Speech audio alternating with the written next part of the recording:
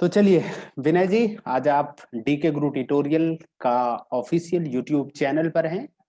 अपना जेआरएफ संबंधित जो आपका एक्सपीरियंस है उनको आने वाले वक्त में एग्जाम देने वाले स्टूडेंट्स के साथ साझा करने के लिए आपका बहुत बहुत धन्यवाद कि आप डीके गुरु ट्यूटोरियल चैनल पे आए हैं बच्चों के साथ अपना एक्सपीरियंस साझा करने। साथ ही साथ डीके गुरु ट्यूटोरियल का पूरी टीम आपको जेआरएफ क्वालिफाई करने पर बधाई देते हैं, साथ ही साथ आगे की भविष्य के लिए शुभकामनाएं देते हैं।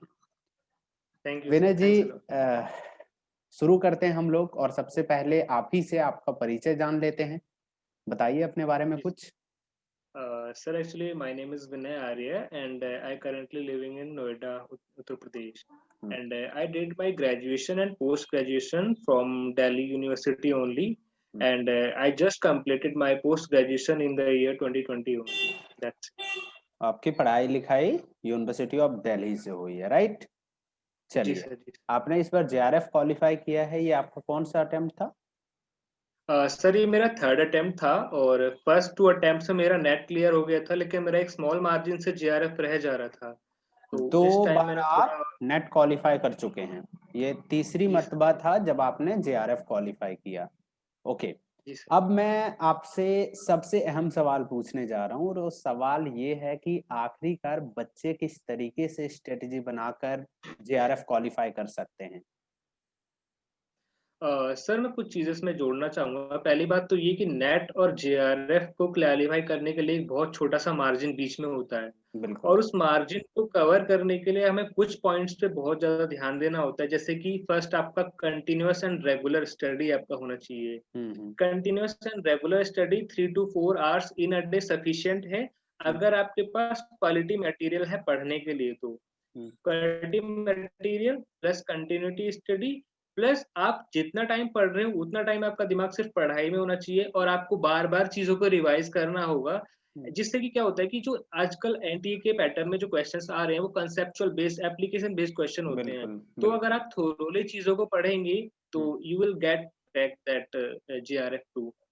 आपने स्ट्रेटेजी समझाते समय एक बहुत ही अहम पॉइंट को छेड़ दिया है। वो पॉइंट है क्वालिटी स्टडी मटेरियल, जिसमें बुक बहुत ही राइट। वैल्यूएबल चीज है। तो अब आपसे पूछ लेते हैं कि बुक कौन सा बेस्ट है आपके हिसाब से। पेपर वन पे अभी बात करते हैं, पेपर टू हम लोग बात करेंगे थोड़ी देर बाद। सर, पेपर वन के लिए मतलब मुझे भी जैसे सजेशन किया गया था और मैंने खुद भी ये फॉलो किया है। तो एक पियर्सन्स की बुक आती है सर, केवीएस केवीएस मदन के मदान। नाम से। जी सर, तो केवीएस मदन की बुक मैंने खुद भी फॉलो करी है और उसमें अच्छा मटेरियल प्रोवाइड हो जाता है। लेकिन मैं ये सजेस्ट नहीं करूंगा कि आप सिर्फ उसी बुक के भरोसे रहें। आपको एक्स्ट्रा चीजें कुछ सर्च करनी पड़ेंगी, अच्छे चैनल से अच्छा मटेरियल आपको देखना पड़ेगा। तो that is my suggestion for paper one. Okay, एक तो ये तो हुआ बुक का बात। इसके अलावे स्टडी मटेरियल का एक अहम पार्ट होता है प्रीवियस ईयर का पेपर्स। क्या आपने हेल्प लिया था प्रीवियस ईयर पेपर से? उम, सर, अगर मैं प्रीवियस ईयर पेपर की बात करूँ पर्टिकुलरली तो यस आई टूक हेल्प, बट मैं इसमें एक पॉइंट कहना चाहूँगा कि सर पहले जो है नेट को सीबीएसई कंडक्ट कराता था, अभी कुछ टाइम से नेट को एनटीए कंडक्ट करा रहा है। बिल्कुल। तो अगर आप पेपर का पैटर्न देखेंगे 2018-19 से तो वो ड्रास्टिकली चेंज हुआ है। आई वुड सजेस्ट कि प्रीवियस ईयर पेपर्स पढ़ने चाहिए, लेकिन बहुत ज़्यादा प्रीवियस ईयर पे ना जाएँ तो बेटर रहेगा। आप 2015 से आगे के पेपर्स उठाइए, 2015 से 2020 जो हमारे 5 पेपर है उनको थोरोली पढ़िए। और एक और चीज बोलूंगा कि जितने भी ऑप्शंस होते हैं एक क्वेश्चन के अंदर, हर ऑप्शन में एक कंसेप्ट होता है। तो हर एक कंसेप्ट को आप पढ़ेंगे तो आपको बहुत सारी हेल्प उससे मिल सकती है सर। बिल्कुल, ये बात बिल्कुल आपने सही कहा है कि बहुत पहले का पेपर उठा के पढ़ने की आवश्यकता नहीं है, क्योंकि वो अब स्टैंडर्ड नहीं रह गया है, काफी बदल चुका है और सिलेबस भी वैसे चेंज हो चुका है। अच्छा, एक जी सर, सवाल जी और सर। है स्टडी मटेरियल से ही कि आज के रेट में चूंकि जी सर। ऑफलाइन कोचिंग और यूजीसी नेट के लिए बहुत कम बच्चे कोचिंग वोचिंग लेते हैं, तो ऐसे में ऑनलाइन कोचिंग की प्रथा इस एक तरीके से कह सकते हैं कि इस फील्ड में ज्यादा है। तो क्या आपने जी हेल्प सर, जी। लिया था कहीं यूट्यूब वगैरह से या फिर कोई प्राइवेट कोचिंग संस्थान से जो ऑनलाइन चलते हो? सर अगर हेल्प की बात करें तो हाँ, मैंने थोड़ा कॉम्प्लीमेंट्री हेल्प लिया था। मैंने वीडियोस भी देखे थे, आपके चैनल पे भी कुछ वीडियोस देखे थे, अदर चैनल्स पे भी देखे थे, जो कि काफ़ी हेल्पफुल थे। लेकिन मैंने पर्टिकुलरली ऐसा कोई कोर्स परचेज़ नहीं किया था कि मेरे को ये कोर्स लेके मेरे को पढ़ाई करनी है। फॉर सम हेल्प कि कुछ अगर मेरे को कोई कांसेप्ट समझ में नहीं आ रहा है, तो वो वीडियोस के थ्रू मेरे को अच्छे से समझ में आ गया था सर।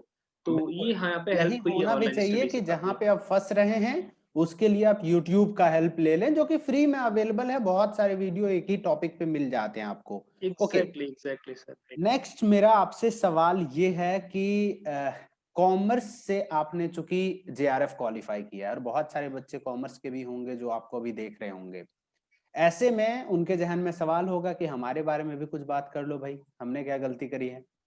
तो उसके बारे में बात जी। करते हैं। और सबसे पहले तो ये बताइए कि कॉमर्स का बेस्ट बुक कौन सा आपको लगा, और कॉमर्स से नेट क्वालिफाई करने के लिए, जेआरएफ क्वालिफाई करने के लिए क्या स्ट्रेटेजी होना चाहिए एक बच्चों का, ताकि वो इजीली क्रैक कर सके। क्योंकि बहुत सारे बच्चे कॉमर्स बैकग्राउंड के मेरे पास आते हैं, कहते हैं सर नेट नहीं निकल रहा है, और बहुत सारे बच्चे ऐसे हैं जिसका नेट हो गया है 3 4 5 बार, 2 3 बार, लेकिन जेआरएफ नहीं हो रहा है। तो आप इन सारे पहलुओं को किस तरीके से देखते हैं और क्या कहेंगे?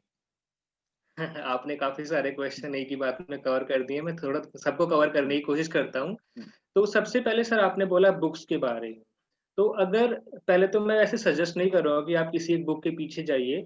लेकिन अगर आप बुक का नाम मेरे से जानना चाहते हैं तो एक ट्रूमैन्स की बुक आती है कॉमर्स के पेपर 2 के लिए। वो बुक ऐसी है कि अगर आप उसको पढ़ के जाएँगे तो आपका नेट ईज़िली क्रैक हो जाएगा। बट आई वुड सजेस्ट कि हमारा टारगेट नेट नहीं है, हमारा टारगेट जेआरएफ है। तो अगर आप जेआरएफ को ज़हन में रख के पढ़ाई करते हैं, जेआरएफ को क्लियर करने की आपके अंदर एक एक होड़ है, तो उसके लिए एक बुक आपके लिए सफिशिएंट नहीं होगी। अगर मैं खुद का बताऊँ तो मैंने कैसे प्रिपेयर किया, बुक मेरे पास थी, मैंने कांसेप्ट्स को देखा उसके अंदर कितनी चीज़ें हैं, मेरे को रियलाइज़ हुआ पेपर्स देख के कि ये सफिशिएंट मटेरियल नहीं है। तो जैसे कि यूजी के अंदर और पीजी के अंदर मेरी जितने भी सिलेबस थे, जितने भी पेपर थे, वो मैंने बुक्स को सेल आउट नहीं किया था और उन्हीं बुक्स को मैंने गो थ्रू किया। लाइक अगर आप लॉ का बुक उठा लीजिए, आप इनकम टैक्स का बुक उठा लीजिए, स्ट्रेटेजिक मैनेजमेंट, मार्केटिंग जितनी भी बुक्स थी मेरी, तो उन बुक्स को मैंने रेफर किया और उन बुक्स से कांसेप्ट्स को मैंने स्टडी किया। तो इसमें मेरे को काफ़ी हेल्प हुआ और उसके अगर आपके पास थोड़ा टाइम एक्स्ट्रा है तो आप नोट्स बना सकते हैं और लास्ट टाइम पे वो नोट्स का रिवीजन करना बहुत ही ज़्यादा हेल्पफुल आपके लिए हो सकता है। ये मैं कहना चाहूँगा सर। इसी में मेरा दूसरा सवाल ये भी था कि क्या स्ट्रेटजी वो बनाकर चले। ये तो स्टडी मटेरियल से रिलेटेड चीजें हो गई कि कितना घंटा पढ़ाई करना चाहिए, और अगर जी यदि सर, कि जी सर। सपोज कीजिए आपने कहा बुक के अलावे भी करना चाहिए, तो बुक के अलावे और यूजी पीजी का बुक आपने कहा कि ऑनलाइन वगैरह भी और कहीं से देखना चाहिए, क्या है ये? सर अगर आप स्ट्रैटेजी की बात करें तो पर्टिकुलरली अब जैसे कि आप दोनों पेपर्स को कवर करके चल रहे हैं, तो अगर आप 3 से च अगर मैं 4 घंटा भी मान के चल रहा हूँ, आप 4 घंटा पढ़ाई को दे रहे हैं, तो आप 2 से ढाई घंटा पेपर 2 को दीजिए। 2 से ढाई घंटे में आप पहले ऐसे कीजिए कि एक पेपर कवर कीजिए, दूसरा पेपर कवर कीजिए, सारे सब्जेक्ट इस तरीके से एक हायरार्की से कवर करेंगे, तो बेनिफिट रहेगा। फिर आपने एक पूछा कि ये आपने अच्छा पॉइंट दिया कि हर किसी के पास मटेरियल अवेलेबल नहीं होता है कि बुक्स को हर कोई बच्चा नहीं रख हम्म, पाता है। हम्म, तो उसके लिए आजकल ऑनलाइन काफ़ी मटेरियल अवेलेबल है उन लोगों के लिए हम्म, और वो मटेरियल इतना प्रिसाइज़ फॉर्म में है कि उन्हें इधर-उधर भटकने की ज़्यादा ज़रूरत नहीं होती है। तो हम्म। हाँ, वो ऑनलाइन मटेरियल का भरोसा कर सकते हैं। गुड कंटेंट क्वालिटी अगर उन्हें अच्छा मिल रहा है, तो उस पे रिलाई करके उससे पढ़ाई अपना कर सकते हैं। ढाई घंटा is sufficient but it should be in continuity sir, till our exam held, that I okay. Want to say. अंतिम सवाल आपसे मेरा है कि जो बच्चे आने वाले समय में एग्जाम देने वाले हैं, उसको आप क्या सजेस्ट करेंगे, क्या उसको आप टिप्स देना चाहेंगे? सजेशन सबसे पहले मैं यही देना चाहूँगा कि देखो ऐसा कुछ भी नहीं है कि जो इम्पॉसिबल है।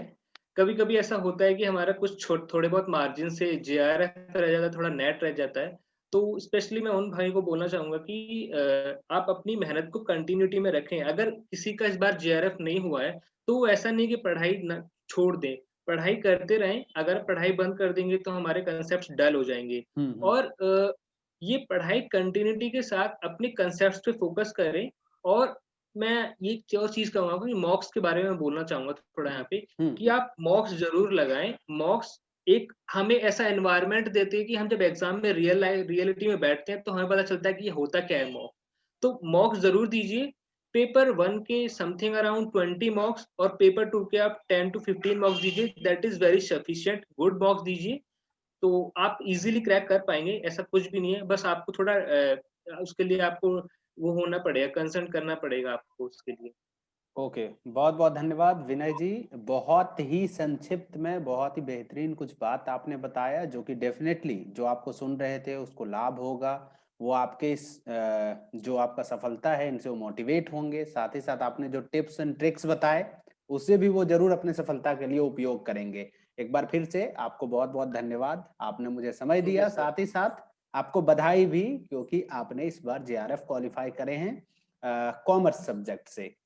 बहुत बहुत धन्यवाद थैंक यू सर। आपका मेरे साथ थैंक जुड़ने यू के सर। लिए। Thanks a lot.